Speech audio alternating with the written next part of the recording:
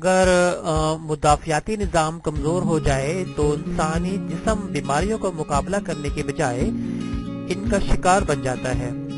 بیماریوں سے لڑنے کے لیے قدرت نے اس کا حل یعنی غذائیں آپ کے آس پاس ہی رکھا ہے، بس اسے تلاش کرنے کی ضرورت ہے اور صحیح طریقے سے اپلائی کرنے کی ضرورت ہے۔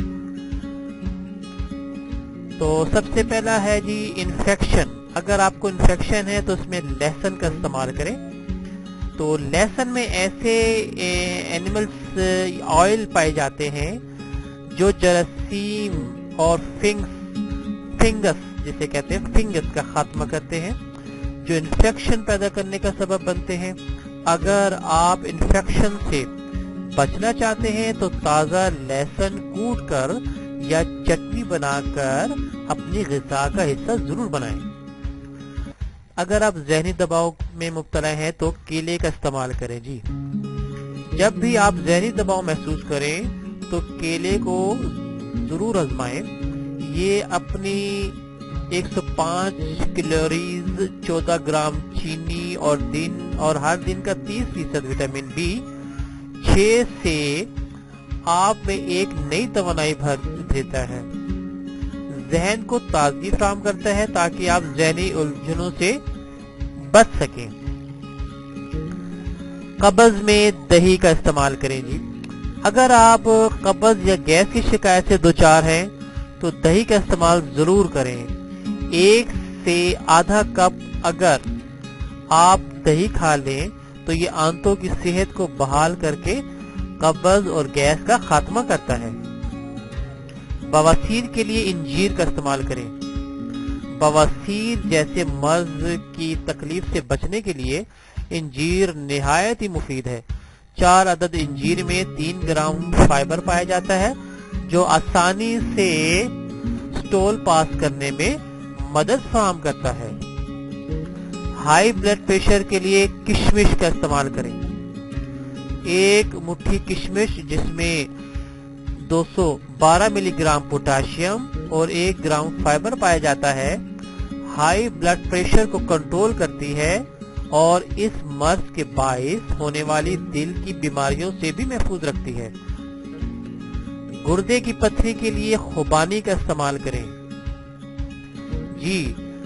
گردے کی پتھری میں مفید ہے، اس میں فائبر، سوڈیم، پوٹاشیم اور دیگر اہم غذائی اجزاء پائے جاتے ہیں جو گردے میں پتھری بننے جیسے مسائل کو حل کرتے ہیں۔ خشک خوبانی بھی آپ استعمال کر سکتے ہیں۔ متلی کی صورت میں ادرک کا قہوے کا استعمال کریں۔ متلی ہونے کی صورت میں ادرک کا قہوہ بہترین گھریلو طریقہ ہے۔ اسے آپ دوران حمل یا الٹی موشن وغیرہ کی کیفیت میں بھی آرام سے استعمال کر سکتے ہیں کیونکہ یہ صحت بخش اور محفوظ طریقہ ہے۔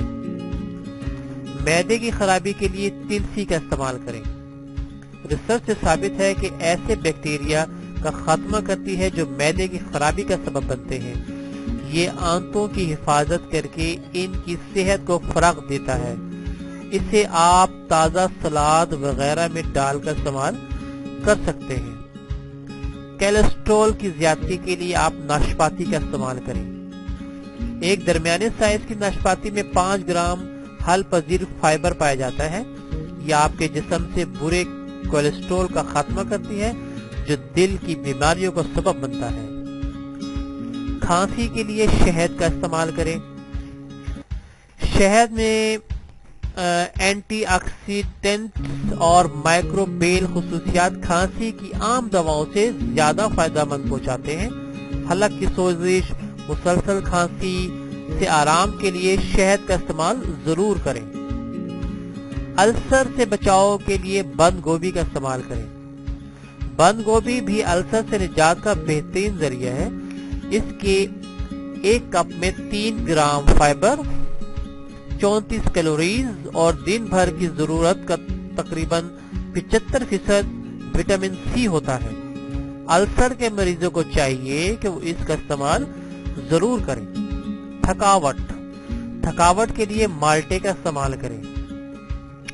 مالٹے کا جوس تھکاوٹ دور کرنے اور فوری توانائی بحال کرنے کا بہترین ذریعہ ہے۔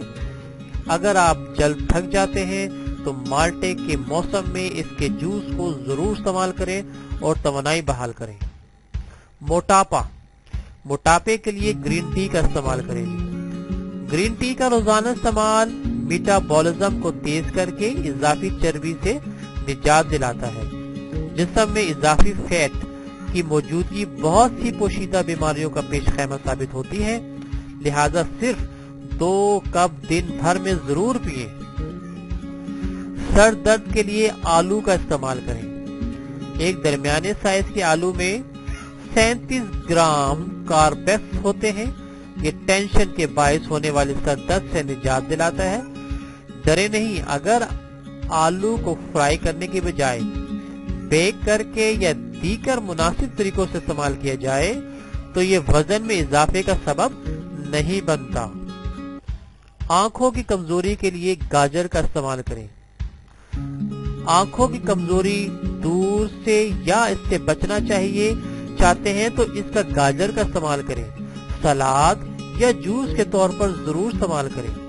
कच्ची गाजर और इसका रस नजर की कमजोरी दूर करके आंखों की सेहत को फरोग देने के लिए निहायत ही मुफीद है।